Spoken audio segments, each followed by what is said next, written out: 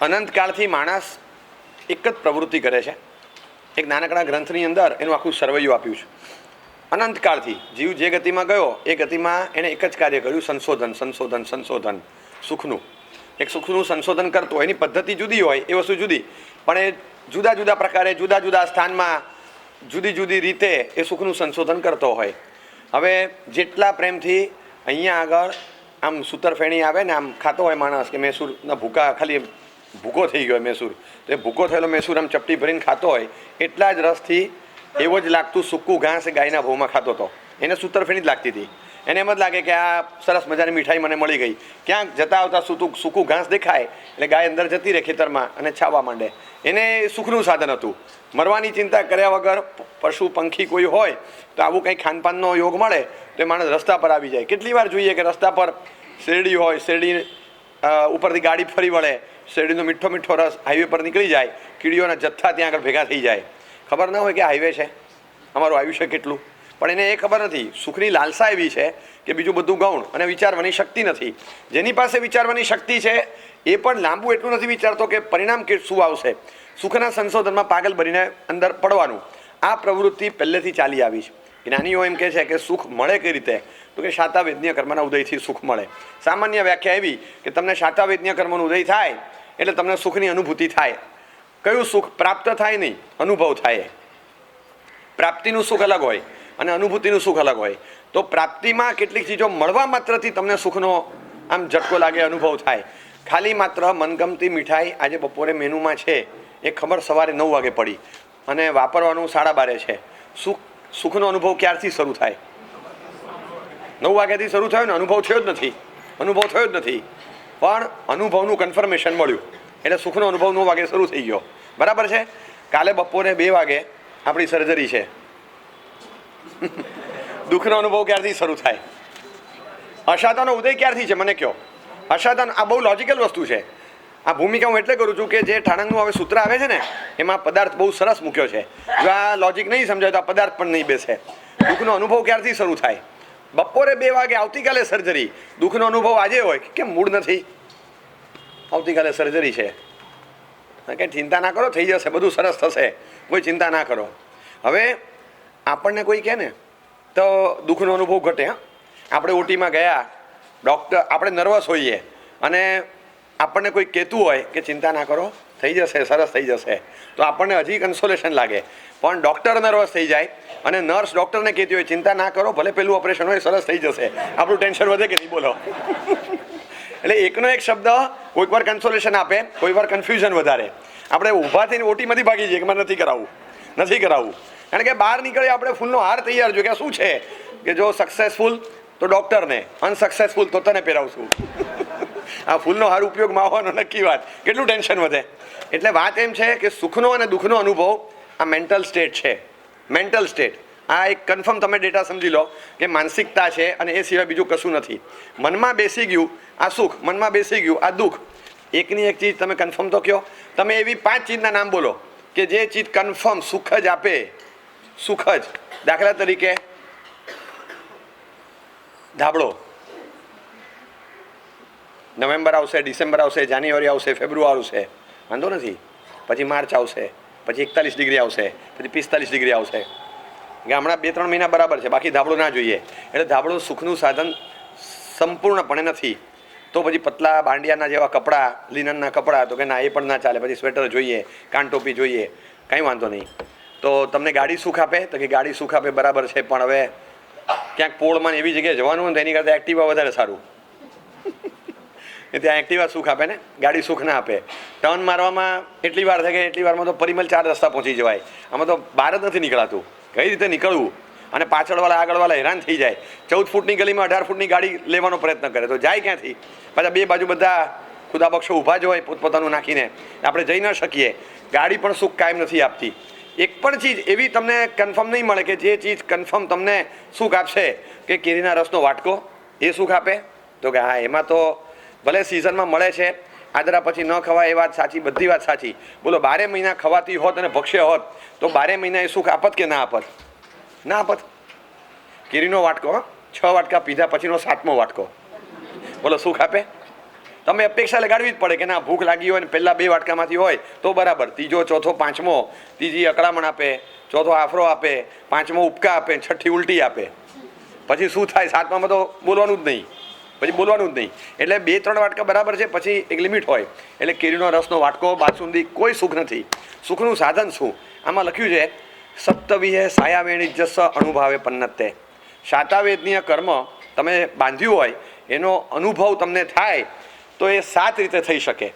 એક તો મનોજ્ઞ એટલે બહુ જ મનને ગમનારા, પ્રસન્નતા આપનારા, મનને રૂચે એવા અનુકૂળ શબ્દ, રસ, રૂપ, ગંધ અને સ્પર્શ.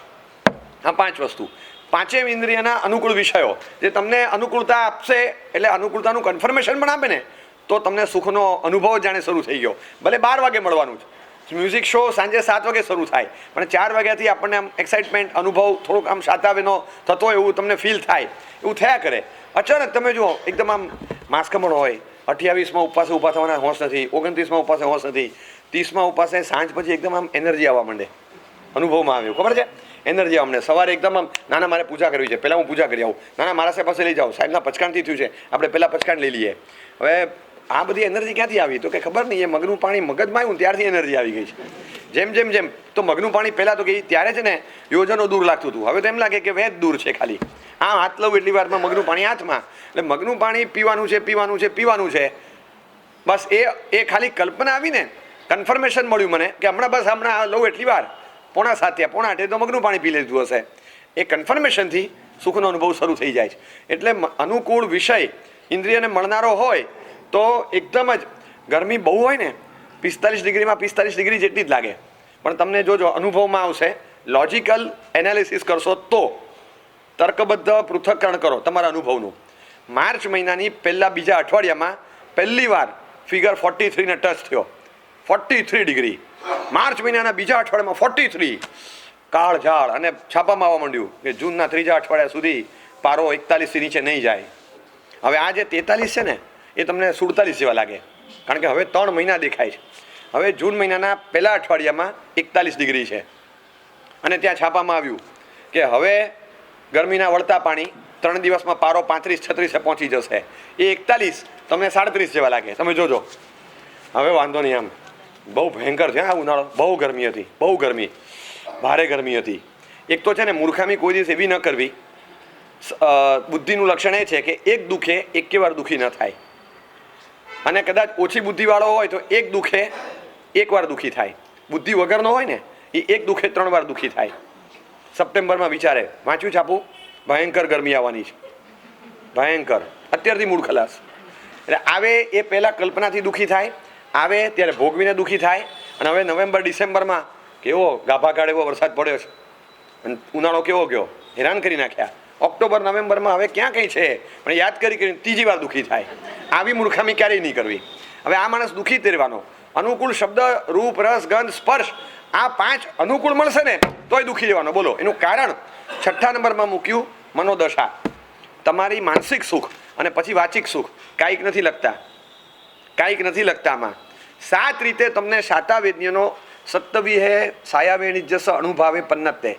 7 પ્રકારે તમને શાતાવેદ્ય કર્મનો અનુભવ થશે. અનુકૂળ શબ્દ, રૂપ, રસ, ગંધ, સ્પર્શ આ મળે એમાં અનુભવ થાય એ તો સરસ. મનગમતું ભોજન મળે છે, મને લાગે છે કે આ શાતાવીનો અનુભવ થઈ રહ્યો છે. પછી એમાં પ્રમાણ તમે સાચવો, એ બધી વાત અલગ છે, એ એડિશનલ કન્ડિશન છે. પણ સામાન્યથી કરિયાતું પીવો એની કરતાં સાકરનું પાણી પીવો તો વધારે સારું લાગે. તો બસ આ અનુકૂળ રસ છે. એવી રીતે ઘોંઘાટ હોય એની કરતાં સોફ્ટ અને સાઉન્ડ સરસ મ્યુઝિક વાગતું હોય એ તમને અનુકૂળ આવે. તમને કોઈ આમ ધક્કો મારે એ પણ આમ સ્પર્શ થયો કહેવાય ને, પણ આપણને એમ ગમે નહીં, એ સ્પર્શ ન કહેવાય. સ્પર્શ તો કોને કહેવાય કે આમ હાથ ફેરવે, ગલી પછી કરે, પ્રેમથી માથાએ હાથ મૂકે, આમ કરે તો એ સ્પર્શ કહેવાય. બાકી તો શું કહેવાય? કોઈક માણસ ફાટ કરતો એક આમ લાફો મારી દે એ શું થયું? એ કંઈ નહીં, સંગઠો થઈ ગયો એક ભાઈનો, એમ થોડું બોલાય. એ સંગઠો થઈ ગયો કહેવાય? સંગઠો તો જતા આવતા સે જડી ગયા એને સંગઠો કહેવાય. આ જ ઘા પડ્યો હોય ને એ વાગે, એટલે એને સ્પર્શ નથી ગણતા, કારણ કે અનુકૂળ નથી. અનુકૂળ મનને ગમે એવા સ્પર્શ, રૂપ, રસ, ગંધ અને બસ શબ્દ, આ 5 તમને શાતાવેદ્યનો અનુભવ કરાવે છે. આ સમજાય એવી વાત છે. એમાં આપણે બહુ લાંબુ ન કરીએ તો ચાલે, કારણ કે અનુભવ અનંતકાળનો છે. પણ 6થું 7મું બહુ સરસ. અનુકૂળ મનોદશા અને વચનદશા. વાચિક સુખ, કાયિક સુખ, મનોસુખ. મનનું સુખ માનસિક અને વચનનું સુખ, આ શું એનાથી કઈ રીતે થાય? હાઉ યુ ટેક ઇટ, તમે કઈ રીતે લ્યો છો, બસ આ મનોદશા છે. અહીંયા આપણે મેદાન મારી જવાનું. એટલે આનો અર્થ એ થયો કે શાતાવેદનીઓનો અનુભવ મારા અને તમારા હાથમાં જ છે. બોલો, મનોદશા તો આપણે ઊભી કરવાની છે, ભલે નથી થતી પણ કરી તો શકીએ ને. તમે મને એટલું કહો કે પવન ખૂબ આવે છે અને એના કારણે મારી કામળી ઉડી જતી હોય, કામળી મેં ઉડી પણ કામળી ઉડી જાય છે. હવે પવન ઓછો કરવાનું મારા હાથમાં નથી, પણ કામળી ફિટ કરવાનું મારા હાથમાં છે ને. એની ઉપર આમ કરીને કપડું બાંધી દઉં, આમ ફટકો પટ્ટો બાંધી દઉં, હવે કામળી નહીં ઉડે. બરાબર? એક કોટ પહેરીને કાકા ચાલતા હોય, એ ગમે એટલો પ્રયત્ન કરે, પવનના કારણે આમ એમ લાગે કોટને ટોપી ઉડી જશે, ટોપી આમ ફિટ કરી દે અને કોટના 2 બટન બંધ કરી દે. હવે કોઈ ટેન્શન છે?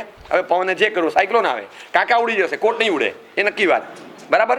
તો હવે આપણા હાથમાં છે. મનોદશા કઈ રીતે એડજસ્ટ કરવી એ આપણા હાથમાં છે. જે તમે એકવાર ગોઠવી દીધું ને ગમે એવી ઝંઝાવાતી તકલીફ આવવા દો, તમને દુઃખનો અનુભવ ન થાય. છેલ્લે દુઃખનો અનુભવ એ શું છે?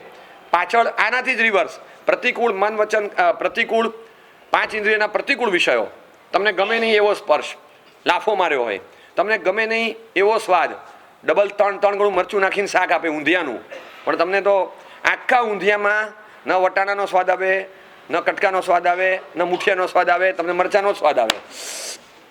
બહુ તીખું છે ભાઈ. આમાં ઊંધિયામાં શું છે? તો કે 2 જ વસ્તુ છે, મરચું અને મરચું, કાંઈ છે જ નહીં. બહુ બનાવ્યું છે. એટલે કે આવું બનાવાય? એટલે કે તમારે 25 માણસનું ઊંધિયું બનાવો, 100 માણસ જમી જાય આમાં. આવું ઊંધિયું બનાવાય? ખર્ચો ઘટાડવા માટે આવું રસ્તો કરાય?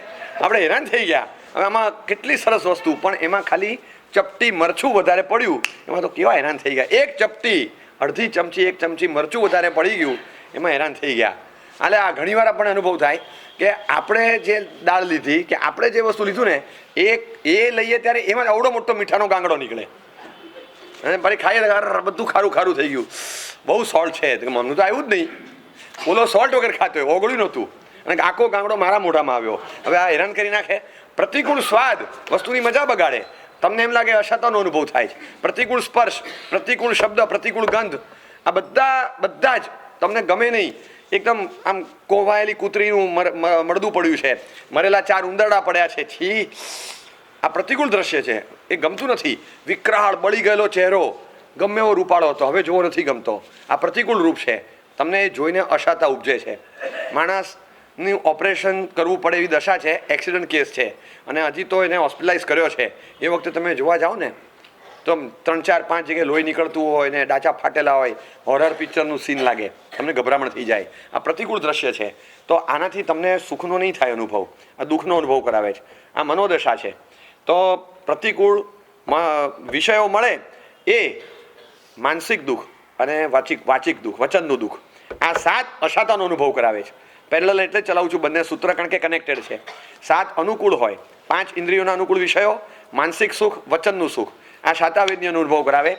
પ્રતિકૂળ ઇન્દ્રિયના વિષયો, વચનનું દુઃખ અને મનનું દુઃખ, આ તમને દુઃખનો અનુભવ કરાવે છે, અશાતાનો અનુભવ કરાવે છે. તો પછી કઈ વસ્તુ એવી છે કે જેને તમે નક્કી કરી શકો? આ સૌથી અગત્યની વસ્તુ એ છે, તમે નક્કી કરી શકો કે આ અનુકૂળ વિષય છે, આ પ્રતિકૂળ વિષય છે. You cannot differentiate. તમે કરી જ નથી શકતા, કારણ કે ઋતુ બદલાય, આ વસ્તુ અહીંયા આવી જશે, આ વસ્તુ અહીંયા આવી જશે. ઉંમર બદલાય, આ વસ્તુ અહીંયા આવશે, આ વસ્તુ અહીંયા આવશે. નાની ગાડી હતી, ખબર છે, 140 રૂપિયાની આવતી હતી, ઘર ઘર ઘર, લાલ લાલ લાઈટ થાય અને પછી આમ દોડાવે, એ મજા પડી જાય. હવે એ ગાડી અત્યારે 22 વર્ષનો થાય ત્યારે આપે તો ફેંકે. તારે ગાડી જોઈએ છે ને? એ કે પપ્પા મારે ગાડી જોઈએ, પપ્પા લઈ આવે 150 રૂપિયાની. કેવી ઉપજે કે બેટા આ ગાડી મળે, તું ઝઘડો કરતો હતો, નાના ભાઈ સાથે મરતો હતો, મારતો હતો એને, તારા માટે 1 નહીં 4 ગાડી લાવ્યો તો કે મારે આવી નહીં ચાલે. આ ચાલે આવી? બહુ નાના હતા, ખબર છે, બહુ નાના. હવે કેટલા 2-3 વર્ષના, નાની ઢીંગલી લઈને રમતા હતા ને, એ ખાલી ઢીંગલીને બાજુમાં સુવડાવતા હતા, એ ઢીંગલી સાથે રમતા હતા. હવે છોકરો મોટો થાય, એને આપો આ રમકડું, એ કે ના ચાલે, હવે એને મોટી ઢીંગલી જોઈએ છે, એ નહીં ચાલે. એને સુખનો અનુભવ ઢીંગલીથી જ થાય છે, પણ એ મોટી ઢીંગલી જોઈએ. હવે આ નાની ઢીંગલી ના ચાલે, ઉંમર વધી ગઈ એટલે હવે આ વસ્તુ અહીંયા આવી ગઈ, આ વસ્તુ અહીંયાથી અહીંયા આવી ગઈ, એટલે આખી વસ્તુ ફરી ગઈ. માનસિકતા ઉંમર બદલાય એમ ફરે, સુખનું કલ્પના સ્થાન ઉંમર બદલાતા ફરે છે, ઋતુ બદલાતા ફરે છે, સ્થિતિ બદલાતા ફરે છે. પોળમાં રહેતા હતા, સાયકલ હતી ને સુખનું સાધન હતું. આજે ખાલી સાયકલ પર બેસીને ફોટો તો પડાવો, સાયકલ પર બેસીને ફોટો પડાવો, વાયરલ થઈ ગયો ને, શું થયું એકદમ અચાનક? કેમ તમારા માટે આવા દિવસો આવે મેં કલ્પના નહોતી કરી. આવું પૂછે ને તો ધરતીકંપનો આંચકો લાગે. એટલે એક જે વસ્તુ ત્યાં હતા ત્યારે કેવું સુખનું સાધન હતું અને અહીંયા એ જ વસ્તુ હવે દુઃખનું સાધન લાગે છે. હવે આપણને ગમતું નથી. એક સમય હતો કે કોકની ગાડીમાં લિફ્ટ મળી જાય ને અહીંથી કંઈ જવા માટે તો આપણે આનંદ આવતો હતો. હવે આપણી ગાડી કોક લઈ ગયું ને આપણે રિક્ષામાં બોલાવી પડી તોય આપણને નથી ગમતું. તું ગાડી લઈ જાય મારે રિક્ષામાં જવાનું નથી ગમતું. એટલે દુઃખનું સાધન લાગે છે. એક વખત તમે જે અનુભવેલું હોય કાયમ સુખ અથવા દુઃખનું સાધન એવું કન્ફર્મ નથી. કારણ કે અલ્ટિમેટલી આ 5 છે ને આ તો ભેદ પાડ્યા છે. બાકી વાસ્તવમાં 2 જ ભેદ છે, વાચિક સુખ અને માનસિક સુખ, વાચિક દુઃખ અને માનસિક દુઃખ. મને એવું લાગે છે કે આ 5 તો કહી દીધા. હવે તમને જે વસ્તુ ભાવે, કાયદો છે કે મને ભાવશે છે કાયદો, તો જે વસ્તુ તમને સુખનું સાધન બને એ જ અનુકૂળ વિષય. મારા માટે પ્રતિકૂળ ના હોઈ શકે. એટલે કન્ફર્મ નથી કહી શકતા. પ્રસન્ન ચિત્ત એ બધા માટે યુનિવર્સલ કાયદો કે બધાને સુખનો અનુભવ કરાવશે. પોઝિટિવ એપ્રોચ બધાને સુખનો અનુભવ કરાવશે. તો આપણે મનને જ કેળવવાનું, જે થવું હોય તે થાય. અનુકૂળ પ્રતિકૂળ એ તો સંયોગોને આધીન છે, એ થયા કરશે. પણ મારે એ રીતે મનને કેળવવાનું છે કે એ દરેક સંયોગોમાં મનમાં ધ્રુજારી ના થાય, દુઃખનો અનુભવ ના થાય. હંમેશા ટ્રેન જ્યારે ચાલતી હોય ને ત્યારે એક સાયન્સ છે, એ સાયન્સ છે કે ટ્રેનના પાટા અને ટ્રેનના પૈડા એ બે વચ્ચે ઘર્ષણ થાય. એ જે ઘર્ષણ થાય એ સખત અવાજ આવે, લોઢાથી લોઢું ઘસાય છે અને એ ઘર્ષણ અવાજ પેદા કરે, ધ્રુજારી પેદા કરે. ધ્રુજારી પેદા કરે તમને એમ થાય એ આ શું થાય છે, બધું હલે. એ ઘર્ષણના કારણે હલતું હોય છે. નહીં જેટલી સ્પીડ પકડતા ઘર્ષણ થાય એટલે ધ્રુજારી થાય, અવાજ થાય, તમને કાન ફાડે એવો અવાજ આવે. પણ એક સિસ્ટમ એ લોકો સેટ કરે છે. નીચે એવા લાકડાના પાટિયા મૂકે, સિમેન્ટના કાં તો લાકડાના પાટિયા મૂકે, હા સ્લીપર એ મૂકી દે અને બધી બાજુ બાકી પથ્થરો પાથરી દે. એ પાણા પાથરેલા હોય, પથ્થરો ચિક્કાર પાથરેલા હોય. તમે કોઈ પણ જગ્યાએ જાઓ આ સિસ્ટમ છે. આ શું કરે તો કે આજુબાજુમાં પાથરેલા પથ્થર એ ધ્રુજારીને શોષી લે, અવાજને શોષી લે. એટલે તમને સ્ટેબિલિટી આપે. અને આ પાટિયા અને પથ્થર ક્યાં ન હોય, પુલ ઉપરથી નદી પરથી જાય ને ત્યારે તમે જુઓ અવાજ વધારે આવે, ધ્રુજારી વધારે આવે. કારણ કે સાયન્સ બ્રેક્સ, ત્યાં વિજ્ઞાન તૂટ્યું. હવે ત્યાં કંઈ પથ્થર મૂકી શકાયું નથી, ત્યાં પાટિયા શક્ય નહોતા. ત્યાં એમને લોખંડના જે બનાવી દીધું ગરડલ એ બરાબર છે. પણ ત્યાં તમને આંખ બંધ કરીને આંધળો માણસ તો એને ખબર પડે કે આપણે બ્રિજ ઉપરથી જઈએ છીએ. અવાજ પરથી યુ કેન મેક આઉટ કે ખબર પડે કે આ ધ્રુજારી વધી ગઈ, અવાજ વધ્યો. હવે તમે કલ્પના કરો કે કન્ટિન્યુઅસ 8 કલાક ગુજરાત મેલમાં આવો જ અવાજ આવવાનો, કાન ફાડી નાખે. એટલે ધ્રુજારીને એને અટકાવવા પડે. આપણે જે વ્યાખ્યાનમાં પદાર્થો સાંભળીએ, એક સારું પુસ્તક વાંચી લીધું, 2 સારા વિચાર મનમાં આવ્યા, બસ એને આજુબાજુમાં ગોઠવી દેવાના. આજુબાજુમાં ગોઠવાયેલા પથ્થરો છે, તમારી ધ્રુજારી અટકાવશે. તમારા અવાજને ઘર્ષણ રહેવાનું. તમે ભૂલી જાઓ કે ઘર્ષણ ન થાય. ઘરમાં એક પાટા હોય ને આપણે પૈડા હોય, ઘર્ષણ થાય જ, એ ફિક્સ છે. ઘરમાં ઓફિસમાં જાઓ તો એક પાટો હોય તો એક પૈડું હોય, એ ઘર્ષણ થવાનું. લોઢું ઘસાય, ઘર્ષણ થાય, અવાજ આવે, ધ્રુજારી થાય. પણ આ ગોઠવેલું હશે ને તો 100% સ્ટેબિલિટી રહેશે. સટ ગાડી ચાલશે. સામાન્ય તમને ધ્રુજારી ફીલ થાય પણ તમને ખ્યાલ આવી જાય. આ ગોઠવેલું આપણે કોઈ દિવસ જોતા જ નથી. આપણને એમ જ છે કે ટ્રેન પાટા પર ચાલે છે, ખાલી એકલા પાટા રાખો હલી જવાય. આ બધું જોઈએ છે તમને. ગોઠવેલા પાટિયા સ્લીપરે જોઈએ ને પથ્થરે જોઈએ. અને એટલું દાબીને ભરેલું હોય, તમે 5-7 પથ્થર કાઢો ને ત્યાં સુધી તો ખાડોય ન પડે. એવા દાબીને બરાબર આમ ચક્કા જામ કરીને ભરેલા હોય. એટલે આખું શોષી લે, એ સ્ટેબલ રાખે, ધ્રુજારીને પોતાનામાં લઈ લે છે. એના કારણે તમને ઘણો ફરક પડે. સામે વ્યક્તિ જો સામે એક એવું પાત્ર હોય કે જે ધ્રુજારીને શોષી લે, કેટલો ફરક પડે. હું ઘણીવાર કહું આ ઢીચણના પ્રોબ્લેમ બહુ થાય છે, ખબર છે? પહેલાંના સમયમાં નહોતું. હમણાં મને એક ભાઈ વંદન કરવા આવેલા, એટલે વિનંતી કરવા આવેલા બહારથી ક્યાંકથી.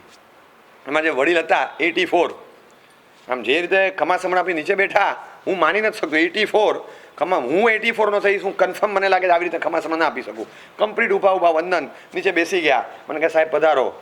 84, 85 અને ઢીચણમાં કોઈ તકલીફ નહીં? તો કે ના, અહીંયા 40, 45, 48 થાય તો ખુરશી તો જોશે, ઢીચણ અટકે છે. ડૉક્ટરે કીધું છે ઘસારાની શરૂઆત થઈ ગઈ છે છેલ્લા 5 વર્ષથી. 35-40 ઘસારાની શરૂઆત નથી થતી, અટકે છે. પલાઠી મારવામાં તકલીફ પડે છે. પદ્માસન લગાવે તો કાં તો લાગે નહીં, લાગે પછી કાં તો છૂટું ન પડે. હવે હલવાઈ ગયું, ઘણી વાર નીકળે જ નહીં. એવો હેરાન થઈ જાય. પછી સ્પ્રિંગ છોડે ને એવી રીતે છોડવું પડે. તો આ કેમ તકલીફ થાય છે એનું તમને કારણ ખબર છે? આ ઢીચણની તકલીફનું મારા સંશોધન મુજબ, અવૈજ્ઞાનિક સંશોધન મુજબ મને લાગે છે કે બહુ સાચું કારણ છે. આ તમારા ઘરના દાદરા, તમને સમજાવું. પગથિયા છે ને પથ્થરના અથવા માર્બલ ગ્રેનાઇટ જે હોય તે પણ સ્ટ્રોંગ સ્ટોન ફીટ હોય છે અને એના કારણે આ તકલીફ થાય છે. પહેલાંના સમયમાં દાદરા ઓલવેઝ લાકડાના રહેતા. લાકડાના દાદરા શું રે, ધ્રુજારી શોષી લે. તમે જો કલ્પના કરો લાકડાના દાદરા પર ધડ ધડ ધડ ધડ તમે ચડો છો તો એ પગથિયું હોય ને એ સેજ આમ થાય પછી પાછું આમ થાય, તમે પગ મૂકડે આમ થાય, સેજ આમ થાય. એક સેન્ટીમીટર કરતા હોય એટલો ભાગ છે ને નીચે જઈને ઊભું રહે, પાછું ઊંચું થાય. એ દાદરા તમે આમ ચલો ત્યારે તમને ફીલ થાય કે દાદરા સહેજ તૂટે નહીં, કશું ન થાય, પણ એ જે ધક્કો લાગે ને એ ધક્કાને શોક બેરિંગ કહેવાય ને. શોક બેર કરે, પોતે શોક બેર કરે. હવે પથ્થરના દાદરા છે, સ્ટોન સ્ટેરકેસ, એ કે કાંઈ નહીં અમે આમ નામ રહેશું. આ ઝટકો તો લાગે, તમે ધડ ધડ ધડ ધડ ઉતરો ને કે ચડો ત્યારે ઝટકો લાગે, એ ઝટકો પાછળ રિબાઉન્સ કરે એટલે એ ઝટકો હવે અહીંયા લાગે છે. જો ત્યાં શોક બેર થઈ જાય તો અહીંયા શોક ન લાગે. હવે એ સ્થિર રહે, એ આટલોય શોક બેર નહીં કરે તો શોક રિટેલિએટ થઈ અહીંયા વાગશે. એમાં આ બધું ખસે છે. આ એના કારણે છે. જૂના સમયમાં આખું બાંધકામ એવું હતું કે આ શોક બેર થતો હતો, હવે થતો જ નથી, કાંઈ જ નહીં. આખી બાંધકામની સિસ્ટમો ફરી ગઈ. મકાન એવું હતું કે ચાર બાજુ રૂમો હોય ને વચ્ચે ઓપન સ્પેસ હોય, હવે વચ્ચે રૂમ હોય ચાર બાજુ ઓપન સ્પેસ હોય. આખી સિસ્ટમ ફરી. બાંધકામ ઓછું મળે અને ઓપન સ્પેસ વધારે હોય, 2/3 1/3 આ હોય. પહેલાં બાંધકામ પૂરતું મળતું, ઓપન સ્પેસ વચ્ચે રાખતા એટલે ઘરની બહાર આવે ને તોય ઘરની અંદર હોય. આજે તો ઘરની અંદર હોય તોય ઘરની બહાર હોય છે. એટલે તમે પથ્થરના પગથિયાના દાદરા છે, તમે ઉતરતી વખતે ઝટકા સાથે ન ઉતરો તો વાંધો ના આવે. ઉતરતી વખતે ઘણી વાર આપણે બિલ્લી પગે ઉતરીએ, ખબર છે, અવાજ ના આવે એ રીતે આમ ઉતરીએ તો ઝટકો ના લાગે. ઉતરતી વખતે એવું ધ્યાન રાખો કે બહુ ઝડપથી નથી કરવી તો થાય, બાકી આવું થતું હોય છે. ઝડપથી દાદરા ઉતરવા જાય ઝટકા લાગી જાય તો એના કારણે આ થઈ શકે. એટલે એ સંભાવના ખરી કે ઝટકો લાગે તો થાય. એટલે ઉતરતા અને ચડતા ઝટકો અહીંયા ન લાગે એનું ધ્યાન રાખવાનું. અને લાકડીનો ટેકો કેમ લેવાનો? એ લાકડીનો ટેકો રહ્યો એટલે વજન એની પર આવે તો અહીંયા ઝટકો ઓછો લાગે. મૂળ મુદ્દો એટલો જ છે. અને આપણે સડસડાટ ચાલતા ઉતરતા હોઈએ તો વાંધો નહીં, પણ અહીંયા ઝટકો ન લાગે એનો ખ્યાલ રાખો. 3 કે 5 મિનિટનો જ ફરક પડે છે, પણ કોઈક વાર 6-12 મહિના પાછળ નાખી દે તમને. એટલે ઉતરતા ચડતા ધ્યાન રાખવું પડે. એમ કેટલીક વાર શોક બેરિંગ ન હોય, વુડન સ્ટેરકેસ નથી, હવે બધે સ્ટોન સ્ટેરકેસ જ છે. તમે ઘરમાં જુઓ, ઘરમાં એટલે હું વ્યક્તિઓની વાત કરું છું. સ્વભાવથી જરાય ઝટકો બેર કરે એમ છે જ નહીં, એ નહીં થાય, બિલકુલ નહીં ફાવે, ચોખ્ખી ના. એટલે આ ઝટકો આપણને જ લાગે. આ તો સામે ઝટકો સહી લે એટલે આપણને નહોતો લાગતો, પરસ્પર હતું. પણ આ ઝટકો હવે સીધો આપણી પર આવે છે કારણ કે શોક બેરિંગ આપણી પાસે નથી. તો મને કેવી રીતે કેળવવું? 3 સ્ટેપમાં કેળવવાનું. બહુ સિમ્પલ છે. પહેલાં કરતાં બીજું થોડુંક અઘરું લાગે, બીજા કરતાં ત્રીજું થોડુંક અઘરું લાગે. પહેલાં છે ને કોમન ઇફેક્ટ. તમે શોધો કે જ્યાં કોમન ઇફેક્ટ હોય ને ત્યાં મગજમારી નહીં કરવાની. Common effect. બહુ ગરમી છે, હેરાન થઈ ગયો, તમને એકલાને લાગે છે? આખા પંકજમાં, આખા પાલડીમાં, આખા અમદાવાદમાં બધાને માટે એવું છે કે તમારા માટે 41 ડિગ્રી, બીજા બધા માટે 36 ડિગ્રી એવું છે? તમને એમ થાય ને બહુ તાવ છે અને તમે બોલો તો હજી સમજ્યા, ચલો એ પર્સનલ ઇફેક્ટ છે, બધાને તાવ નથી અને તમને આવ્યો, ચલો એની વાત પછી કરીએ. કોમન ઇફેક્ટ છે, બધા માટે છે, નહીં બોલવાનું. બહુ વરસાદ પડે છે, અડધો દિવસ થઈ ગયો છે, આખો દિવસ બગડી ગયો, બહાર નીકળાય એવું નથી. હવે જ્યાં જવાનું છે પાણી ભરાયેલા છે. આ બેકાર તંત્ર છે આપણું. પહેલાં વરસાદમાં પાણી ભરાઈ ગયું. હવે આ બધું કરીને કોમન ઇફેક્ટ છે, ઋતુ છે, તો આ સિઝન આવી એટલે થવાનું. હવે એમાં મગજ બગાડીને શું કરશો? કરવાનું શું? જ્યાં કોમન કોઝ છે, કોમન ઇફેક્ટ, બધા પર એક જ સરખી અસર છે. બજાર સાવ પડી ગયા, 800 પોઈન્ટ તૂટી ગયું, તમારે એકલા માટે તૂટ્યું? તમે કંઈક એવું કર્યું હોય ઇફેક્ટ તમને વધારે પડે, એ બને. બોમ્બ ફૂટે ને ત્યારે દૂરવાળાને ઓછું વાગે, નજીકવાળો હોય તો પૂરો થઈ જાય, અધમો થઈ જાય, એ જુદી વાત. પણ બાકી 800 પોઈન્ટ બધા માટે તૂટ્યું છે ને, બધા માટે તૂટ્યું છે. તો કોમન ઇફેક્ટ હોય ત્યાં આગળ જીવ નહીં બાળવાનો. આટલું પહેલાં નક્કી કરવાનું કે જ્યાં પણ જીવ બળે ને ત્યાં પહેલાં કે ભાઈ આ શું છે, હવે આજે રસોઈ બરાબર નથી બની તો બધાને જ નહીં ભાવે. એમાં જીવ બાળ્યા કરો ને બોલ્યા કરો ને આર્ત ધ્યાન કર્યા કરો, ત્યારે મગજ નથી બગાડવું. મેન્ટલ સ્ટેટ, મારે સુખમાં રહેવું છે, મારે મનની માનસિક સુખ ગુમાવવું નથી. તો પહેલાં આ ઇઝી એટલે છે કે જ્યાં બધાને, જો એક વસ્તુ છે, ક્યારેય કોઈની પીડામાં છે ને આનંદ નથી અનુભવવાનો, પણ કોકની પીડા ઘણીવાર તમારી પીડા ઘટાડવા કામ લાગે. એક એક્સિડન્ટ થયો અને બસ ભટકાઈ ગઈ ને કોક જગ્યાએ, ઝાડ સાથે હાઈવે પર સાઈડમાં ઉતરી ગઈને ભટકાઈ ગઈ અને જે વાગ્યું છે ને બધા બહાર આવ્યા, ઓહો, આમ બહાર આવીને આમ કરતો. ત્યાં એક જણને જોયું આખું મોઢું લોહીલું વાણ, તમને લાગે આપણે તો બચી ગયા, તરત આ હળવું થઈ જશે. એટલે એવું નથી કે મારું દુઃખ હળવું કરવા કોકને વધારે દુઃખ હોવું જોઈએ, પણ કોમન ઇફેક્ટ દેખાય એમાં કોકનું કોમન ઇફેક્ટની એક અસર તો પડશે કે તમને હળવું તો લાગશે જરા, કે ચલો ભાઈ આપણે એકલા નથી, બધા ઘણા બધાને આવું થયું છે એવું તો લાગશે. એટલે જ્યારે પણ કોઈ માણસ, તમે તમારો પગાર 50,000 હોય ને, જોબ કરતો હોય માણસ અને 50,000નો પગાર હોય, એ 10,000 કરી નાખે ને, 10,000 ઓછો કરી નાખે તો 100% દુઃખ લાગે. પણ અહીંયા જીએસટી વધારી દે, ગેસ સિલિન્ડરના ભાવ વધારી દે, પેટ્રોલ ડીઝલ વધારી દે અને અલ્ટિમેટલી 10,000 લઈ લે, ત્યાં નહીં લાગે તમને એવું, એટલું દુઃખ નહીં લાગે. પગાર 50નો 40 થાય, અઠવાડિયા સુધી ઊંઘ ના આવે, આમાં એવું નહીં લાગે, થોડુંક લાગશે પણ એટલું નહીં, કારણ કે આ જે અસર છે ને બધા પર પડે છે. હવે આ 10,000 ઘટ્યા એ તમારા એકલાના ઘટ્યા, એટલે ફરક 10,000નો જ પડે છે. ગેસના સિલિન્ડરના, પેટ્રોલના ને એના ભાવ વધાર્યા, આ બધામાં 8 થી 10,000નો જ ફરક પડે છે. પણ એ 8-10,000 સેલેરી ઘટાડે તો તમને વાંધો નથી, એમાં વાંધો નહીં. એટલે જ્યાં આગળ કોમન ઇફેક્ટ હોય ત્યાં આગળ તમને દુઃખ સહજતાથી ઓછું થઈ શકે. તો આપણે પહેલો મુદ્દો એ લઈએ કે ત્યાં આગળ દુઃખ તો લાગે છે ને, ત્યાં નહીં લગાડવાનું.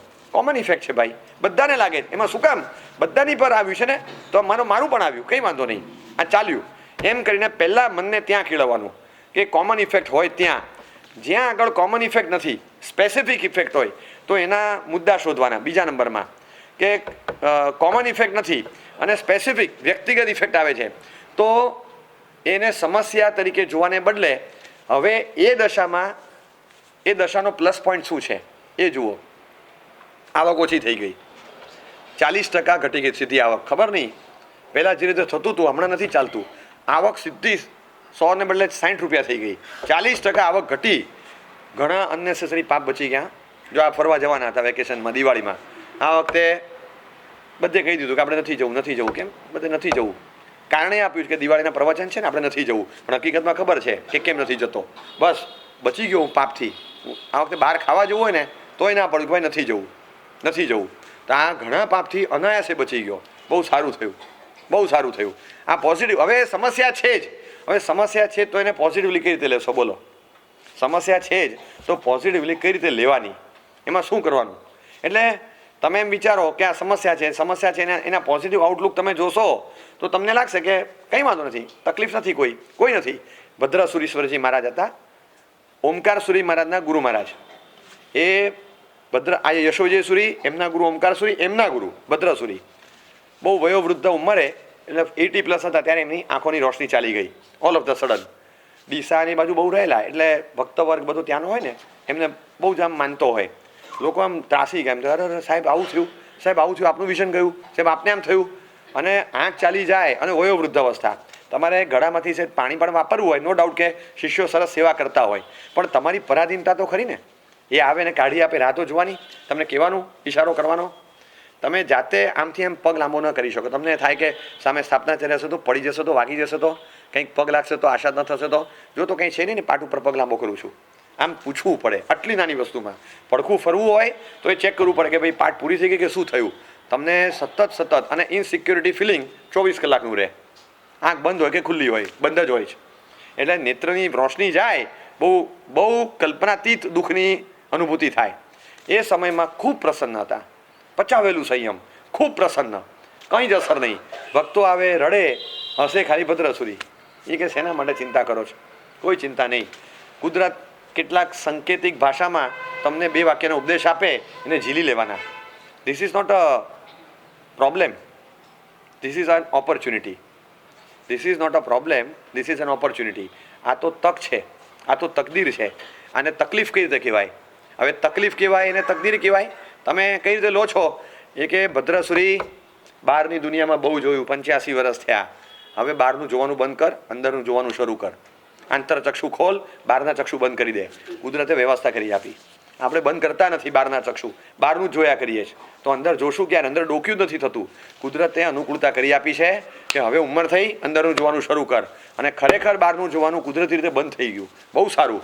હવે હાવ યુ ટેક ઇટ? તમે જો સ્પેસિફિક તકલીફ, બધાની આંખ નથી ગઈ, રોશની એકની ગઈ છે, પણ હાવ યુ ટેક ઇટ? તમે આને સમસ્યા જોવાને બદલે આ સમસ્યાનું આઉટકમ પોઝિટિવ શું આવી શકે એ રીતે જોયું. ખ્યાલ આવ્યો તમને?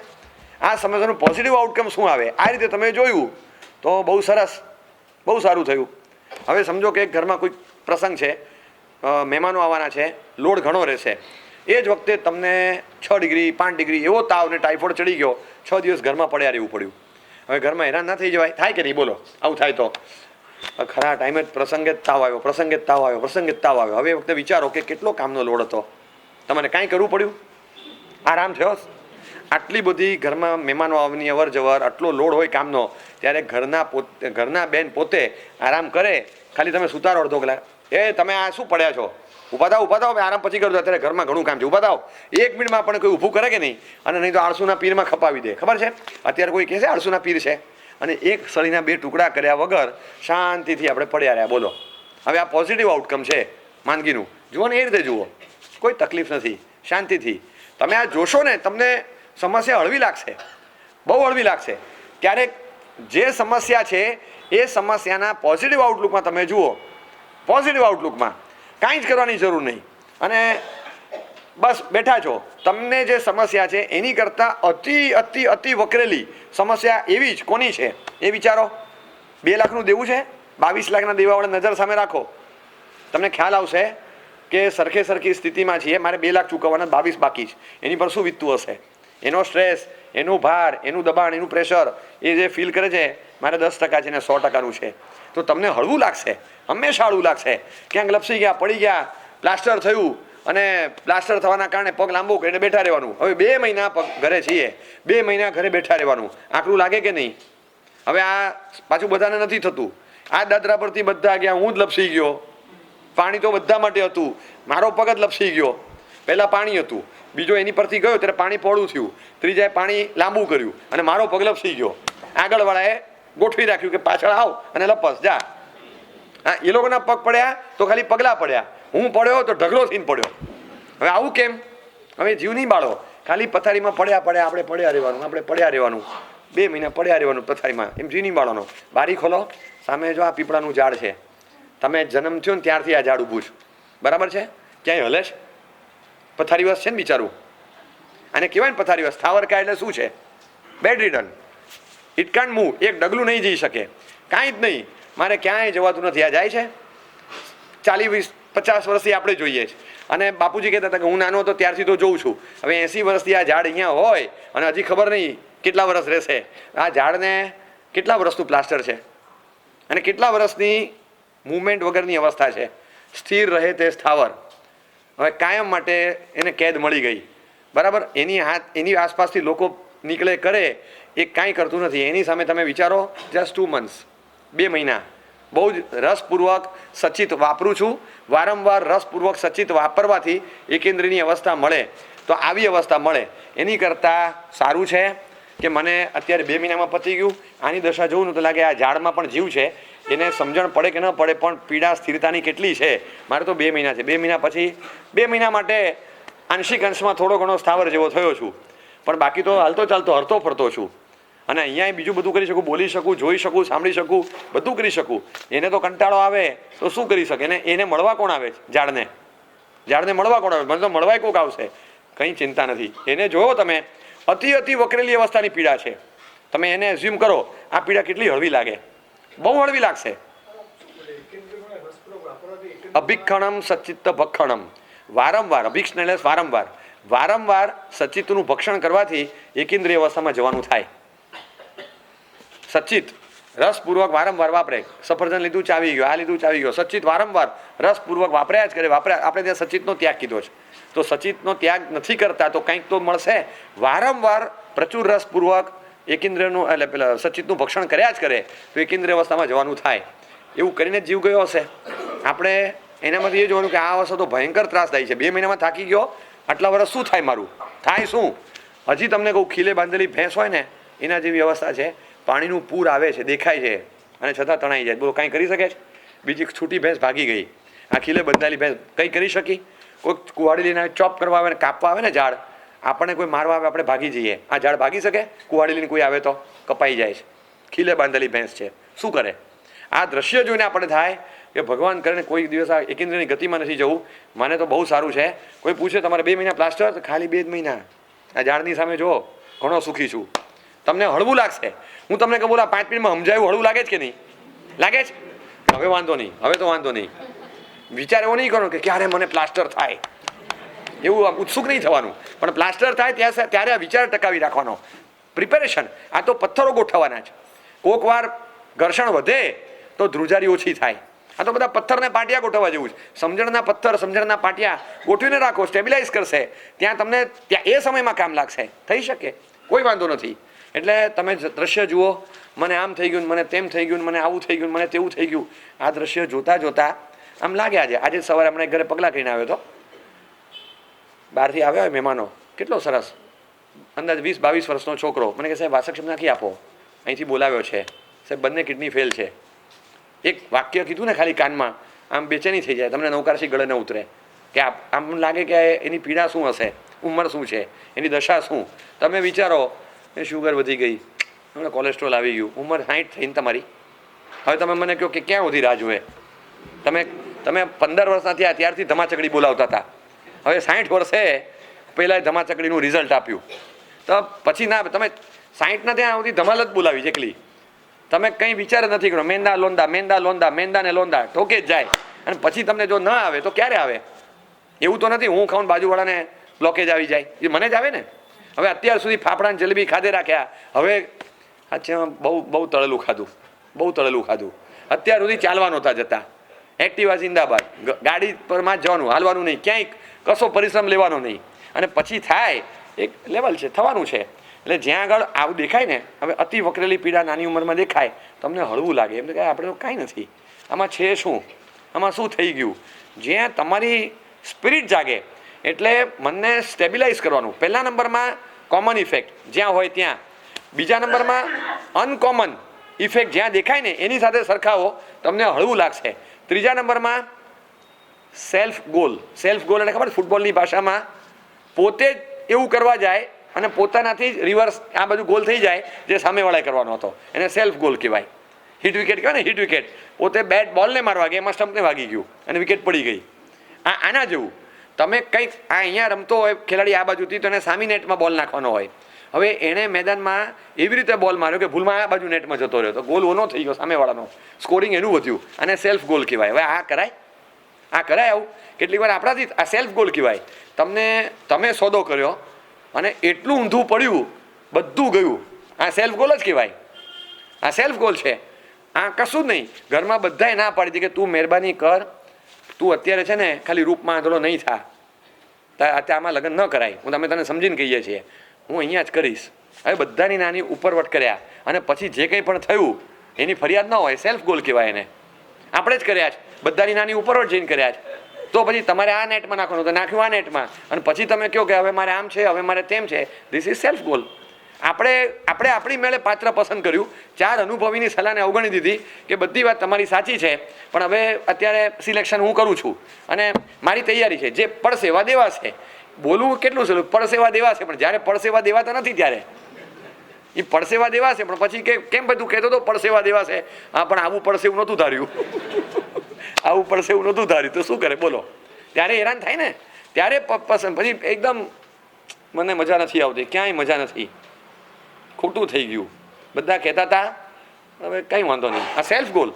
ત્યારે મને કહેવાનું કે ભાઈ તે જ વિચારેલું, એ વખતે તને સાચું લાગતું હતું, આજે તને ખોટું લાગે છે કે આપણી ભૂલ થઈ, ભલે ન બોલી શકે પણ એટલું ખ્યાલ રાખજે કે એ વખતે જ્યારે તને સાચું લાગે ને ઘણા બધાને ખોટું લાગે ત્યારે બીજાના વિચારને મહત્ત્વ આપજે. આ શીખવા મળ્યું. બસ આ રીતે તમે વિચારો, મનને સમાધાન રહે. જ્યારે બીજાની ભૂલના કારણે ભોગવવું પડે ને, ત્યારે એના કરતાં પોતાની ભૂલ થઈને ભોગવવું પડે, ખરેખર હળવું થાય. બોલો દુઃખ, કારણ કે તમને ખબર પડી કે આ તો આપણી ભૂલ હતી, એટલે દુઃખ સામાન્યથી હળવું થાય. એટલે એમાં થાય તો જ્યાં પોતાની ભૂલના કારણે થયું હોય ત્યાં આગળ મનને સમાધાન આપી દેવાનું કે ભાઈ આ સેલ્ફ ગોલ છે, સેલ્ફ મિસ્ટેક છે, સેલ્ફ મેડ એરર છે, આપણી પોતાની ભૂલથી જ થયું છે. એમાં એકદમ ઉતાવળમાં પાણી પીને સીધો આમ ગ્લાસ એવી રીતે મૂકી દીધો ટેબલ પર જરા વચ્ચે મૂકવાનો હોય, એકદમ કોર્નર પર મૂકી દીધો અને એકદમ ઉતાવળમાં પાણી પી ગ્લાસ મૂકીને ભાગ્યા. હજી તો 4 ડગલા આગળ ગયા, ગ્લાસ નીચે પડ્યો. કોર્નર પર સ્ટેબલ રહ્યો જ નહોતો, સેજ અંદર મૂકવાનો હતો. ગ્લાસ અહીંયા મૂકીને થટ કરતો નીચે પડ્યો. અરે ગ્લાસ તૂટી ગયો, કાંઈ નહીં, હવે આપણી જ ભૂલ હતી. હવે તમે શું કરો, કોની પર ગરમ થાઓ? કારણ કે કોઈ છે જ નહીં ગરમ થવા જેવું, આપણી પર જ ગરમ થવા એવું છે. એટલે પછી કંઈ નહીં, ચલો બીજો આવશે. કેટલું સરળતાથી લેવાઈ ગયું, બીજો આવશે. એટલે સેલ્ફ ગોલ છે. પણ હવે આમાં પોતાની ભૂલથી થયું હોય તો કંઈ વાંધો નહીં, આપણી ભૂલ હતી અને થયું. ગાડી કાઢવા ગયા, ગાડી ઘસાઈ ગઈ ક્યાંક, આપણી ભૂલ છે. હવે મનમાં ઘસારો ન પડે એ જોવાનું. જ્યાં પોતાની ભૂલથી થયેલું હોય ત્યાં આગળ, જ્યાં સ્પેસિફિક પીડા હોય પણ બીજાની વકરેલી સ્પેસિફિક પીડા જુઓ ને તો ત્યારે એના કરતાં ઉપર જાઓ તો જ્યાં કોમન ઇફેક્ટ હોય, બધાને એક જ સરખી પીડા અનુભવાય છે, ત્યાં ઉત્તરોત્તર તમે જોશો ને મનને હળવું કરી શકાય છે. મન આસાનીથી હળવું થશે. કોઈનો સ્વભાવ વિચિત્ર છે, કોઈ બગાડે એવો જ છે, કોઈ સ્વભાવ જ એવો છે કે 10માંથી 8 વાર તમને હેરાન જ કરશે. આમાં એનો સ્વભાવ જ છે. તમે કાંઈ જ કરી ના શકો. તમે શું કરી શકો મને કહો? કાંઈ જ કરી નહીં શકાય. એટલે કોઈ પણ વ્યક્તિ આમ વિચારતો હોય તો સમજી લેવાનું કે વગર કારણે તમે કંઈ કીધું નથી અને વગર કારણે વચ્ચે આવીને તમારું બગાડી નાખે. કંઈ જ નહીં. તમે વિચાર્યું છે કે ચેસમાં હાથી અને ઘોડો હોય છે, કૂતરો કેમ નહીં? કેમ નહીં? ચેસમાં કૂતરો કેમ નહીં મને કહો? અને તમને વ્યવહારમાં ઉપયોગી શું હોય? વ્યવહારમાં ઉપયોગી શું વધારે દેખાય? કોણ? ચેસમાં always there is a knight. ઘોડો ને હાથી હોય, ઊંટ હોય, કૂતરો કેમ નહીં? કારણ કે ઘોડો હોય, હાથી હોય, ઊંટ હોય, બોલાવે વગર ક્યારેય નહીં આવે. તમે જુઓ, કૂતરા ન બોલાવે તો એ ટપ કરતો આવી જાય અંદર. જોયા છે? કોઈ દિવસ ઘોડો બોલાવે વગર નહીં આવે. હાથીને આમંત્રણ આપો પછી આવે, ઊંટ બોલાવો પછી આવે, એને કયો એ પ્રમાણે કરે. આ તો ઘૂસી જ જાય, ચાટવા માંડે ને કાં તો કરડવા માંડે. એને જે થાય તે. એને તમે દરવાજો ખુલ્લો રહી ગયો, કૂતરો ઘૂસી જાય. આખો દરવાજો ખુલ્લો રાખો, ઘોડો ઘૂસી જાય? ક્યાંય નહીં. મેદાન ખુલ્લું રાખો, હાથી ઘૂસી જાય? એ હાથી એની રીતે જ ચાલતો હોય. ગાંડો થાય એ સમય પૂરતું જુદું, એ ગમે તે કરશે મધ જરે ત્યારે, પણ એ બહુ જ સ્પેસિફિક ઇવેન્ટમાં. બાકી કોઈ દિવસ ખુલ્લું મેદાન જોઈને ઘોડો ઘૂસે નહીં, હાથી ઘૂસે નહીં. એને જ્યાં હોય ત્યાં જ જાય. કૂતરા માટે આટલો દરવાજો ખુલ્લો રાખો તો અંદર જતો રહે, એ નીચે થઈને જતો રહે. એટલે કૂતરાનો ભરોસો નહીં. એટલે કૂતરાને ચેસમાં રમતમાં સ્થાન નથી આપતા. હવે જ્યાં આગળ આવી રીતે ઘટ કરતો બધો ઘૂસી જ જાય એવો કોક હોય એટલે સમજવાનું કે હોય ભાઈ, પ્રાણીઓની સૃષ્ટિમાં નથી અલગ અલગ બધા હોતા હોય, એમાં ચિંતા નહીં કરવાની. હોય એનો સ્વભાવ છે, મનને સમાધાન આપવાનું. આ અઘરો ફેસ છે, કારણ કે ભૂલ બીજો કરે છે, સ્વભાવ દોષ બીજાનો છે, નુકસાન તમને થાય છે અને સમાધિ તમારે રાખવાની છે. આ પડકાર છે, આ અઘરામાં અઘરો ફેસ. પણ છેલ્લે આવે તો ખરો ને. એટલે આ ફેસ આપણે છેલ્લે લેવાનો, પણ છેલ્લે એને ઓવરકમ કરવાનો કે હોય કોઈને કૂતરા કહેવાના નથી, પણ આપણે સમજવાના નથી. પણ જેમ આમાં ફરક હોય છે એમ ફરક હોય. કોઈને કહેવાય નહીં, કહીએ તો તરત ખરાબ લાગે ને બબાલ થઈ જાય. કૂતરાના બિસ્કિટ આપજો ને 2 કિલો, એમ કોઈ સ્ટોરમાં માગે અને સ્ટોરવાળો ખાલી એટલું કે બાંધી આપું કે હમણાં ખાવા છે તો 2 ખાય. કારણ કે કૂતરો કહેવાય નહીં કોઈને, કૂતરો કહેવાય નહીં. કોઈક આમ કૂતરો લઈને સવારે ફરવા નીકળ્યું હોય અને પછી કોઈ કે હું સવારના પોરમાં કૂતરો ન હોય, સમજો કે બિલાડી છે, બિલાડી સાથે રમત કરે છે, બિલાડી સાથે રમત કરતો હોય અને કોક ખાલી બાજુમાં કમેન્ટ કરે હું કૂતરા સાથે રમ્યા કરે છે કે બિલાડી છે, તો કે તને ક્યાં કહું છું. કેવું મગજ છટકે, મગજની કમાન છટકે. કોઈને ક્યારેય અપશબ્દ કહેવાતો નથી. સમજવા માટે કામ લાગે કે સ્વભાવ એ રીતનો હોય, ફૂંફાડા જ માર્યા કરતો હોય, પણ સાપ ન કહેવાય, કરડ્યા જ કરતો હોય, ભસ્યા જ કરતો હોય, કહેવાય નહીં કૂતરો.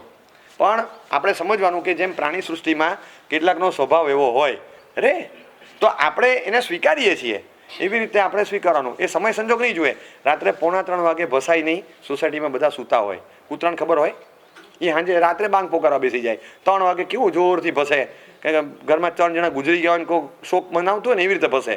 3 વાગે લાંબી તાણે, ખબર છે, આખી સોસાયટી જાગે. હવે ત્યારે કૂતરા પર દ્વેષ કરાય? ત્યારે દ્વેષ કે બિચારા પ્રાણીને એટલી પણ ખબર નથી પડતી. એને જો ખબર પડતી હોત તો કઈ જાતના પ્રાણી છે એવા, ત્યારે કૂતરા પર દ્વેષ થાય. ખરેખર તમને કહું, કૂતરા પર કરુણા કરવાનો સમય છે કે કેવી ગતિ છે, અણસમજણની અવસ્થા છે. બાકી બીજા સૂતા હોય ત્યારે કોઈ અવાજ સમજુ માણસ ન કરે. આ બિચારાની સમજણ નથી, કેવી સમજણ વગરની અવસ્થા છે. આના પરથી આપણે એટલું શીખવાનું કે બા સામાયિક કરતો ત્યારે આપણે ઘોંઘાટ નહીં કરવાનો, આપણે એટલું શીખવાનું. હવે જો એ આપણે ના સમજીએ તો રાત્રે જે ભસે છે દિવસે જે ઘોંઘાટ કરે છે બેમાં ફરક શું રહ્યો?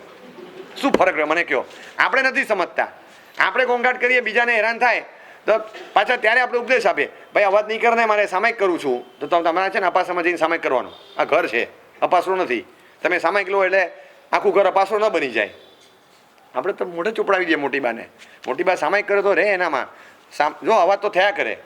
એ આપણે આપણામાં રહેવાનું શીખવાનું કે આપણે આપણામાં જ રહેવાનું, બહાર અવાજની અસર ન થવી જોઈએ. આટલા વર્ષથી સામાયિકમાં એટલું ના આવડ્યું તમને?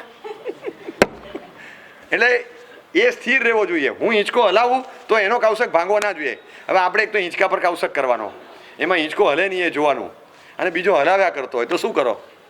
ત્યારે એ જોવાનું છે કે બધાના સ્વભાવ વિચિત્ર હોય. હવે મનને સમાધાન આપવાનું છે કે દરેકના સ્વભાવનો રિમોટ મારા હાથમાં નથી. સ્પેસિફિક સ્વભાવ હોય બધાના, પિક્યુલર સ્વભાવ હોય, નેચર કોઝ. હવે એમાં ટફેસ્ટ આ ભાગ સૌથી ટફ છે, કારણ કે બીજાની તકલીફ, એના કારણે બીજાની અણસમજણ, બીજાની નાદાનિયત, પીડા તમારે ભોગવવાની આવે, અને પાછું તમે કંઈ પણ કરો તો તમારા પર જ આવે. તો પછી તમારે સમજવાનું કે ભાઈ સ્વભાવની મર્યાદા છે, એના સ્વભાવની મર્યાદા છે. હવે એમાં કાંઈ ન થાય. નાનો છોકરો, તમે નવા સવા કપડાં પહેરી અને આમ એવા બની ઠરીને તૈયાર થયા છો અને ક્યાંક કોકની પાર્ટીમાં ગયા છો અને એ જ વખતે એને કંઈક એવું કર્યું ને બધું બગાડી નાખ્યું. હવે એને લાફા મરાય? હવે એને બિચારાને ખબર નથી, એની કેટલી વિકસિત સમજણ નથી, તમને બધો ખ્યાલ છે, તો એના પ્રત્યે એવું જ વાત્સલ્ય રહે છે, ચલો બેટા કાંઈ વાત નહીં, હમણાં તને સાફ કરી દઉં, ચલો, તરત લેતા જાય. હવે એમાં કંઈ, હવે એની સમજણ નથી, એને નથી ખબર કે ક્યાં બેઠા છીએ, કયા કપડાં છે, બધાની વચ્ચે આવું હમણાં ન કરાય, 5 મિનિટ પહેલાં સિગ્નલ આપી દેવું જોઈએ, એને બધી થોડી ખબર પડે છે. અને તોય આટલો ઉંમરનો હોત. એટલે આવું ન કરાય એ બરાબર છે. કોઈ 20 વર્ષના ઉંમરના, 25 વર્ષની ઉંમરના ઉલટી થઈ જાય ને, અરે પણ તને છે 5 મિનિટ પહેલાં ફીલ થતું હોય ને તો બહાર નીકળી જવું જોઈએ ને, અહીંયા ઉલટી કરાય? અરે પણ મને, અરે શું ગમે તેવું 1 સેકન્ડમાં થોડી ઉલટી જાય. તને 2-5 મિનિટ કંઈક લાગતું હોય ને, વોમિટિંગ સેન્સેશન નહોતું થતું તને, આપણે આપણી મળે બહાર નીકળી જવાનું, એટલે ખબર ન પડે. કોકના હોલની અંદર ઉલટી કરી નાખી, આમ ખખડાવી નાખીએ, ઉલટી થઈ હોય તોય ખખડાવી નાખીએ, કારણ કે આપણને ખબર છે કે એને અક્કલ હોવી જોઈએ. એ 6 મહિનાનો નથી, એ 26 વર્ષનો છે. એટલે સમજણ જેની હોય એની વાત જુદી, સમજણ ન હોય એવી વ્યક્તિ સાથે શું કરશો? અને આવું વારંવાર થાય ને, સમજવું જ પડે કે સમજણ નથી. શરીરનો વિકાસ થાય એટલો જ મનનો અને બુદ્ધિનો વિકાસ થાય, સમજણનો પણ થાય. આ ભ્રમ છે, એવું નથી. કેટલીક જગ્યાએ સમજણ નાની ઉંમરથી પણ આવી જાય, અને સમજણ કેટલીક વાર મોટી ઉંમરે નથી આવતી. આપણે કહીએ ને કે હવે આ માણસ ઉંમર લાયક થયો. ઉંમર લાયક થવું અને લાયક થવું બેમાં નથી ફરક? ઉંમર લાયક તો 20-22 ના થાય એટલે થઈ જ જાય. લાયક તો 70 વર્ષે ન થઈએ આપણે કોકવાર, અને કોકવાર 15મા વર્ષે હોઈએ. ઉંમર લાયક થવું અને લાયક થવું બેમાં જેમ ફરક છે એવો ફરક છે. તો સમજણ વિકસે ત્યાં વિકસે, ન હોય ત્યાં. અને સમજણ બહુ મુશ્કેલ છે. બહુ સરસ મજાનું એક અંગ્રેજી વાક્ય છે કે the most uncommon thing is common sense. Common sense is rarely અને સ્પેસિફિકલી અનકોમન. એ બધે જોવા નહીં મળે. સામાન્ય બુદ્ધિ એ અસામાન્ય બુદ્ધિ છે, બધાને નથી હોતું. સામાન્ય બુદ્ધિથી સમજાયું છે, તને ખબર ના પડે એટલે જ અસામાન્ય છે, બધા નથી ખબર પડતી. એટલે સ્પેસિફિક છે આ.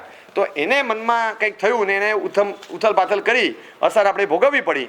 મન સ્વસ્થ રાખવાનું આ તબક્કો સૌથી અઘરો છે, એટલે આપણે છેલ્લે રાખીએ છીએ. પહેલા નંબરમાં કોમન કોઝ હોય, કોમન ઇફેક્ટ બધા પર, ત્યારે મન સ્વસ્થ રાખવાનું. બીજા નંબરમાં કોમન ઇફેક્ટ નથી, સ્પેસિફિક ઇફેક્ટ છે, પણ એ સ્પેસિફિક ઇફેક્ટ બીજાને બધાને થઈ છે એની કરતાં મને ઓછી છે, તો એમ સમજીને મનને સ્વસ્થ રાખવાનું. ત્રીજા નંબરની અંદર જ્યાં સેલ્ફ ગોલ, પોતાને જ ભૂલથી થયેલી મિસ્ટેક હોય ત્યાં સહજતાથી થઈ શકે છે, ત્યાં મન સ્વસ્થ રાખવાનું. કોકના સ્વભાવ દોષ છે અને એના કારણે મારે ભોગવવું પડે છે. હવે એમાં મન જલ્દી કેમ કેળવાય ખબર છે? મને એટલું કહો કે 1st સ્ટેજનું કેન્સર અને 4th સ્ટેજનું કેન્સર વધારે જોખમકારક કયું? બરાબર? આપણને વધારે સંતાપ શેમાં થાય? 4th સ્ટેજમાં. બરાબર? હવે કોઈકને 1st સ્ટેજનું કીધું હોય ને, અનુભવમાં એને ચિંતા વધારે રહે, કારણ કે શક્યતા છે જીવે એવી, અને થોડીક શક્યતા એવી પણ ખરી કે વધ્યું, પ્રસર્યું, કંટ્રોલ બહાર ગયું તો માણસ પતી જશે. એને સ્ટ્રેસ વધારે રહેશે.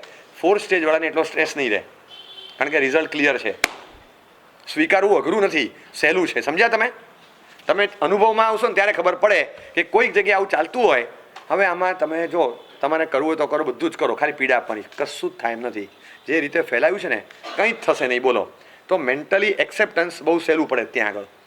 દુઃખ છે, પીડા છે, એ બધી વાત સાચી, પણ બીજા બધાને મેન્ટલી એક્સેપ્ટ કરવું, it becomes more easy rather, અથવા એમ કહેવાય ઓછું ટફ લાગશે. પહેલાંમાં તમને એમ થશે કે વધશે તો નહીં, વધશે, અજંપો વધારે રહે.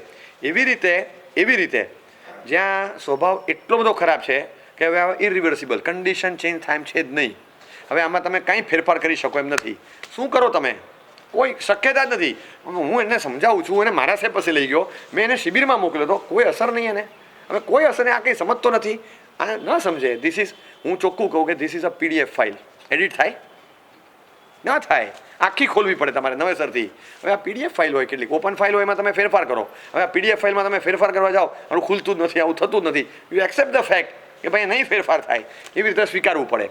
મનને સ્વસ્થ રાખવાનું, અનુભવમાં સુખ જે આવે ને વાસ્તવમાં એ કાયાનું સુખ છે, મનનું સુખ છે. મન સુખી તમે જે સંયોગમાં નાખો, બોલો સુખી છે. તમે વિચાર કરો ખાલી કે માણસને જેટલા અનુકૂળ પાત્રો મળે, આ બધા અનુકૂળ પાત્રો રૂપ અને રૂપિયાના આધારે લીધેલા હોય છે. તો રૂપ અને રૂપિયાના આધારે લીધેલા મનગમતા અનુકૂળ પાત્રો માત્ર મનને સમજાવી ન શક્યા એટલે દુઃખમાં પરિણમે છે. તમે દુનિયામાં થતા ડિવોર્સ કેસીસ જુઓ, બરાબર? મોહમ્મદ અઝહરુદ્દીન, પછી ઋત્વિક રોશન, પછી પેલા ઇમરાન ખાન, આ બધાને કોને કાળાન કાબર ચિત્રા પાત્રો મળેલા હતા મને કહો? બધા ફેન્સી પાત્રો જોઈને લાવેલા હતા, ભલભલાને પાણી છૂટે એવા પાત્રો ગોતીને લાવેલા, સુખનો દરિયો ઉછેળવાનો હતો. આટલા દુઃખી કેમ દુઃખી? કારણ કે પાંચે ઇન્દ્રિયોની અનુકૂળતા જોઈ પણ મનને કેળવતા ના આવડ્યું. આ દુઃખ એટલે આવ્યું છે, માનસિક સ્થિતિ તમારી નહોતી. તમે લોકોએ પથ્થર પાથર્યા નહોતા, તમે સ્લીપર્સ પાથર્યા નહોતા, એટલે ઝટકા વધ્યા. ઘર્ષણ થયું એટલે અવાજ વધ્યો, ઘર્ષણ થયું ધ્રુજારી વધી. આ એટલે વધ્યું છે. તમે જો આ બધું પાથરીને રાખ્યું હોત તો બધું સીધું થઈ જાય. ગમે તે હોય, ગમે તે પ્રતિકૂળ સ્થિતિ આવે, પણ આ રે અંજના સુંદરીને જે પાત્ર મળ્યું હતું ને, તમે કથા વાંચો મા સતી અંજનાની, તમે કથા વાંચો, આંખમાંથી આંસુ પડશે, તમારું મન ફેવરમાં જતું રહે. એ શું પરિસ્થિતિ છે! ખાલી ઓલો ધોબી બોલે ને સીતાને કાઢી મૂકી હતી રામચંદ્રજીએ. મોસ્ટ ડિફિકલ્ટ ચેપ્ટર છે આ. એવું ચેપ્ટર છે કે નો વન કેન ડિફેન્ડ રામ. બોલો, રામે કર્યું એ બરાબર હતું, તમે ડિફેન્સ કરી કઈ રીતે શકો? તમે કઈ રીતે ડિફેન્ડ કરો રામને? એવું ચેપ્ટર આવ્યું છે કે આવા સમયમાં તમે સીતાને કાઢી મૂકો જ્યારે લવકુશનો જન્મ થવાનો છે. અંજના સુંદરીને પ્રેગ્નન્સી અવસ્થામાં કાઢી મૂકી છે. અને જ્યારે ગઈ ને ત્યારે એને કીધું કે તારો વર આવો વિચિત્ર, બોલતા નહીં, તમે નહીં બોલો, એ વિચિત્ર નથી. તો કે તને આવી અવસ્થામાં કાઢી મૂકે તો સાંભળો સાંભળો સાંભળો, મારી વાત સાંભળો. જો પથ્થર પાથરેલા છે, સ્લીપર પાથરેલા છે, ધ્રુજારી કેટલી ઓછી થઈ, હવે સાંભળવું છે. આવા સમયમાં જ્યારે ઘર્ષણ ટોપ કક્ષાનું છે, આખું અસ્તિત્વ ધ્રુજી જાય, 5મા મહિને કાઢી મૂકે ત્યારે અંજના સુંદરી કહે છે મારો વર વિચિત્ર નથી. આટલા વર્ષોથી જે સેનાપતિ છે એ જ છે, એની સાથે બને છે. જે મંત્રી છે એની સાથે બને છે, જે કોટવાળ છે એની સાથે બને છે, જે નગર શેઠ છે એની સાથે બને છે. જો મારા વરનો સ્વભાવ વિચિત્ર હોય તો આમાંના કોઈની સાથે ન બનતું હોય. બધા 6-12 મહિને નીકળી ગયા હોત, કાઢી મૂક્યા હોત, કાં તો બદલાયા હોત. બધાની સાથે બને છે કારણ કે એનો સ્વભાવ વિચિત્ર નથી. ખાલી મારી સાથે નથી બનતું કારણ કે મારા કર્મ વિચિત્ર છે, એનો સ્વભાવ નહીં. સીધા એનાલિસિસ. આ ધ્રુજારી અટકી ગઈ. બોલો કેવું સમજણ પાથરી છે. આવી સ્થિતિમાં કયું પાત્ર મળ્યું છે અને છતાં અંજના સુંદરી ડિફેન્ડ કરે કે નહીં, મારા કર્મ છે, મારા કર્મ વિચિત્ર છે. સ્વભાવ એનો વિચિત્ર હોય તો બધા સાથે ન બને, પણ મારા કર્મ વિચિત્ર છે. એ જે માણસ ગમે ત્યાં પડતો હોય ને તો એના પગની તકલીફ, સ્પેસિફિક એક જ જગ્યાએ પડતો હોય ને તો એ પગથિયું નબળું છે 100%. ઘણી પીચ એવી હોય, એ પીચ જ એવી હોય કે જે એકદમ અનઇવન બાઉન્સ, આમ થોપડા પર વાગે, મોઢા પર વાગે, ડાચા ફોડી નાખે, અનઇવન બાઉન્સ, ત્યાં પીચનો પ્રોબ્લેમ હોય. પણ ઘણી વાર તમે જોયું ને બેટ્સમેનને એકદમ નોર્મલ પીચ પર અચાનક એમ બોલ ઉછળે ને પછી આગળ આવે, આમ ટેપ કરીને જુએ હારું અહીંથી શું થયું. એ સ્પેસિફિક સ્પોટ હોય, એ ત્યાંથી ઉછળતો હોય, બાકી ન જ થાય. પણ એ સ્પેસિફિક સ્પોટ હોય ત્યાં જો ટપ્પો પડ્યો તો પતી ગયું, ત્યાં પછી અનઇવન બાઉન્સ છે, એને દુખતી નસ કહેવાય. ખ્યાલ આવ્યો? કોઈ પણ માણસનો સ્પેસિફિક સ્પોટ હોય કે એ દુખતી નસ. હવે દુખતી નસમાં હવે તું રહેવા દે ને, હવે તારા બાપાને ત્યાં બધું હતું, ખાલી કોઈક સગવડની ડિમાન્ડ કરી બેને, સુખી ઘર છે, સાસરું અબજોપતિનું છે, આ જોઈને આ જોઈએ, તું રહેવા દે ને, હવે આ બધી સગવડ હતી તારા બાપાને ત્યાં. હવે તમે જુઓ શું થાય. કોઈ દિવસ ક્યારે આવા શબ્દ ન બોલે, કારણ કે કોઈ પણ વ્યક્તિ માટે આ દુખતી નસ હોય. આ ઉછાળવાળો સ્પોટ છે, ત્યાં ટપ્પી પડીને પતી ગયું, બોલ ઉછાળવાનો છે. તો આપણને ખબર એટલી ના પડે કે ભાઈ ત્યાં ટપ્પી નહીં પાડવી, તે બાજુમાં પાડો ને, ટપ્પી બાજુમાં ટપ્પી પાડો. આવી રીતે ટપ્પી બાજુમાં પાડવાની કે મને તો વાંધો નહીં પણ તમે તો ટેવાયેલા છો, ઓછાથી ચલાવતા શીખવેલું છે. મારે આ કેવું પડે, આપણે જ ઓછો ખર્ચો કરીએ ને. ભવિષ્યમાં હજી છોકરાને ભણાવવાનો છે, કેનેડા મોકલવાનો છે, અત્યારે બધું ઉડાવી દઈશું, તેના વખતે શું કરશું? બેંક લોન લેશું, શું કરશું? આપણે એને સમજાવીને કેવું હોય તો કહેવાય. હવે તમે ઉછાળવાળો સ્પોટ છે, 3 વાર આ સ્પોટ પરથી બોલ ઉછળ્યો છે, તો ત્યાં ટપ્પી પાડો પૂરી તાકાત સાથે, તો એ સેલ્ફ ગોલ કહેવાય. અને પછી આ સેલ્ફ ગોલ કહેવાય. એટલે આપણે સમાધિમાં રહેવું છે, મનને સ્વસ્થ રાખવું છે. આ કાયમનો સિદ્ધાંત. 5 અનુકૂળ વિષય મળવા છતાં માણસ હેરાન થશે જો માનસિક સુખ નહીં હોય તો. અને માનસિક સુખ હશે, માનસિક સુખ મેન્ટલ સ્ટેટ ઓફ માઇન્ડ. સુખ છે ને કોઈ પદાર્થ નથી કે જો આ સુખ, એમ ન હોય. સુખ એટલે કોઈ પણ સ્થિતિના આધારે ઊભી કરેલી ગમે તે પરિસ્થિતિ હોય એ પરિસ્થિતિના આધારે ઊભી કરેલી સકારાત્મક મનસ્થિતિ આ હેપીનેસ છે, આ સુખ છે. બસ એ સુખનો સાચો અનુભવ, અને આને જ્ઞાની શાતાવેદનીયનો અનુભવ કહે છે. માનસિક સુખ એવું વાચિક સુખ, એની વાત પછી કરશું. આ શાતાવેદનીયનો અનુભવ છે, કાલે પાછું એની વાત કરશું. બહુ મજાનો વિષય છે. ખરા અર્થમાં સુખી થવું હોય ને તો અનંતકાળથી જ આપણું સંશોધન ચાલે છે, એ સંશોધન બંધ કરી અને ખાલી આપણે શીખી લઈએ. ફોર્મ્યુલા આપણા હાથમાં છે. ફોર્મ્યુલા આવડી જાય ને પછી કેમ વસ્તુ ટેસ્ટી છે, ઈચ્છા થઈ, કઈ રીતે બને ખબર નથી પડતી, પણ જે બેનને રેસીપી આવડી ગઈ એને ક્યાં ટેન્શન? આપણે રેસીપી આવડે છે પછી તો ચપટી વગાડતા બને ને વસ્તુ. આ સુખ એવો પ્રોડક્ટ છે, બહુ સ્વાદિષ્ટ છે, બધાને ખાવો ગમે, પણ કઈ રીતે બને ખબર જ નહોતી. આ જ્ઞાની ભગવાનને શું કર્યું ખબર છે? આમાં રેસીપી આપી દીધી. હવે કાલે આપણે પ્રોડક્ટ બનાવી શકશું. રેસીપી આપણા હાથમાં છે, પછી પ્રોડક્ટ ન બને તો આપણો ગુનો છે.